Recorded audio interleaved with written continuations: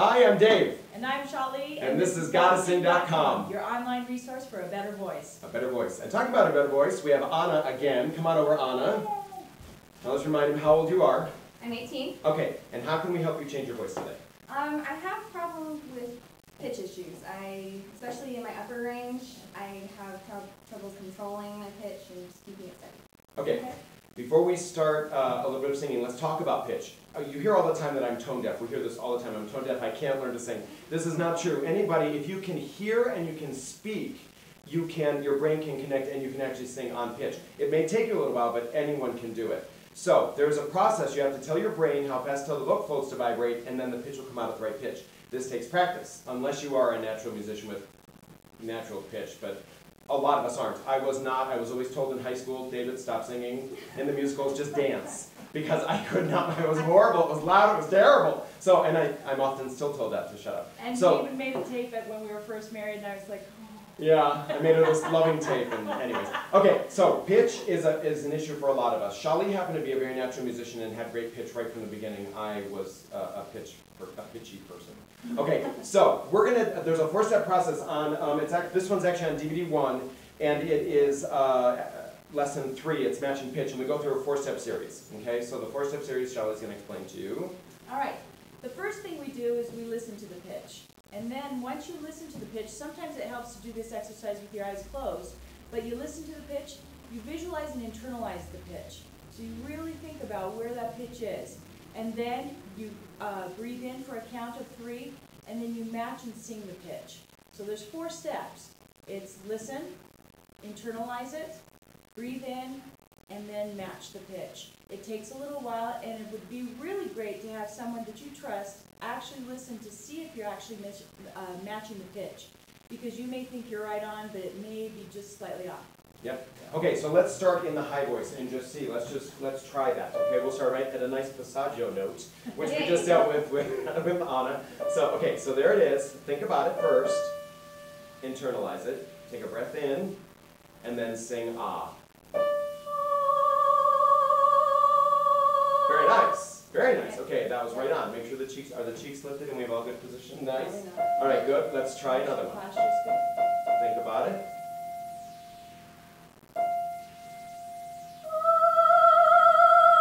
So that was just a tad under. Did you hear it? Could you hear it? Yeah. Okay, we could hear it, but I want to make sure. The singer has to be able to hear that you're off, or you will never know if you're off. So if you cannot hear, again, like Shali said, get someone to listen to you. Well, let's try that one again.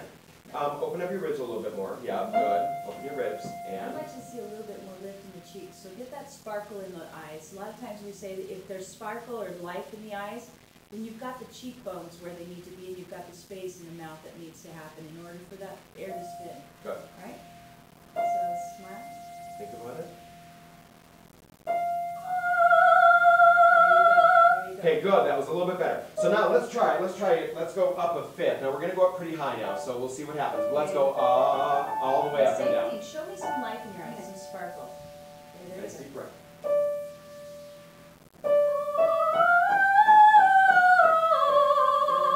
Good. Okay. Get some breath. Yeah. Now really, really think about that pitch before you sing it so that you're really internalizing it. And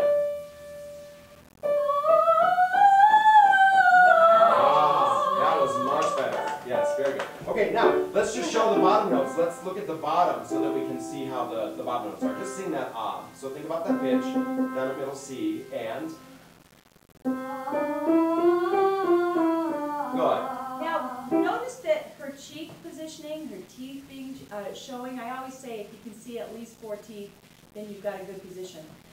You notice that she still had the same position for the lower notes as she did the higher notes. And so sometimes we forget that in our easier range to sing, we get a little bit lazy, and so the face drops, the sparkle ends up disappearing, the teeth disappear, and then our pitch actually goes down with it. You know, it definitely affects the vocal cords. And so one of the things I like to do is first sing high, find my placement, and then sing low with that same placement. Then you're always guaranteed that you're going to have much closer to the pitch if you have pitch issues, or you'll be on the pitch if that's not an issue for you. Yes, and everybody has pitch issues in different ranges of the voice. Right. you know, you never know where it's going to be. So everybody's different. Always remember that. This is just Anna, we're just giving you a demonstration, but everybody is different in this case. All right? So now let's try a full octave going through both passages and see what happens. We'll go E to E and just sing. All right? All the way up and down. Let's really think about that pitch. And Sparkle in the eyes even from the breath. There you go.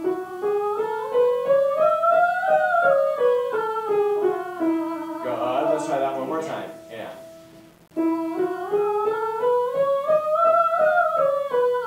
She wants to go at night. good. She does. You want to go up to the second? Yeah. All right. Now try that without me, and let's see if you can remember that pitch and do that scale. Come up and down. And Nice sparkle in the eyes.